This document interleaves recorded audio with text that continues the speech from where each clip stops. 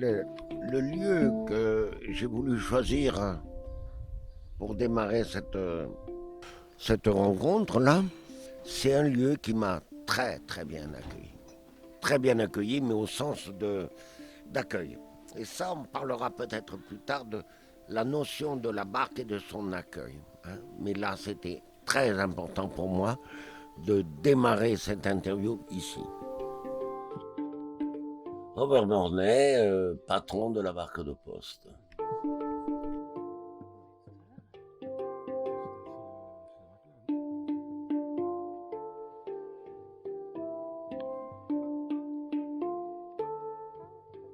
Moi, j'ai 74 ans quand même, hein. 74 ans, ça fait du poids sur les épaules, quoi. J'ai été ouvrier mineur, ensuite instituteur, et j'ai terminé ma carrière éducateur à travailler en psychiatrie. J'ai vécu à Saint-Amour.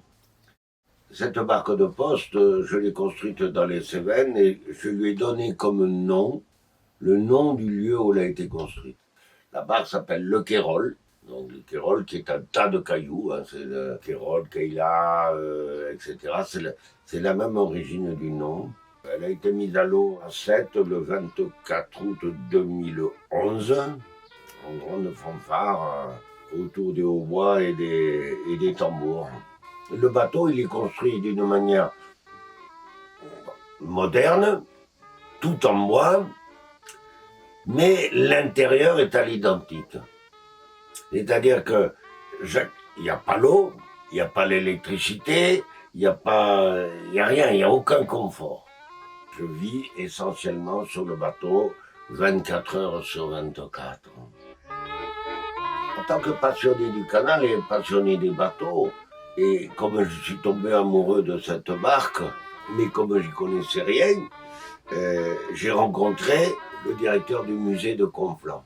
Il m'a raconté toute l'histoire de ces barques de poste. Il n'y avait personne qui avait travaillé là-dessus. Il n'y avait que lui. Donc il m'a offert des cahiers du musée, il m'a donné des plans de bateaux, et après il m'a donné les adresses des archives du canal du Midi. Il a fait tout un courrier, il m'a dit, vous portez ça à VNF et vous aurez toutes les entrées et consultez les archives. Et chose extraordinaire, quand je téléphonais que je venais, toutes les archives concernant la barque de poste étaient ouvertes. J'avais plus qu'à défaire les ficelles des boîtes et puis ouvrir. Les barques de poste, qui étaient des bateaux de transport de passagers, qui ont été conçus dès la conception du canal.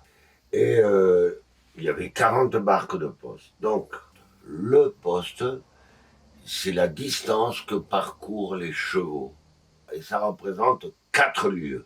Le lieu, si on est dans le nord de la France et si on est dans le sud, donc on est un peu plus feignant et les lieux sont un tout petit peu plus petites là. Donc ça fait entre 12 et 14 kilomètres. Et c'est un temps de travail. Les barques de poste, donc on naviguait dès 1680 jusqu'à 1850 et elles étaient réparties en 2 classes. La classe où nous sommes là, qui était la salle du commun, où il y avait 35 places, et juste devant nous, il y avait le salon de première classe, qui était pour la bourgeoisie. Dans les barques de poste, il y avait 3 membres d'équipage. Le barreur, une personne qui s'occupait des passagers à l'intérieur du bateau, qui prenait soin des gens. Au passage des ponts, le bateau ralentissait. Le patron qui était à l'avant, il prenait la main du passager et il montait en marche. C'est interdit là maintenant dans les bus, c'est interdit.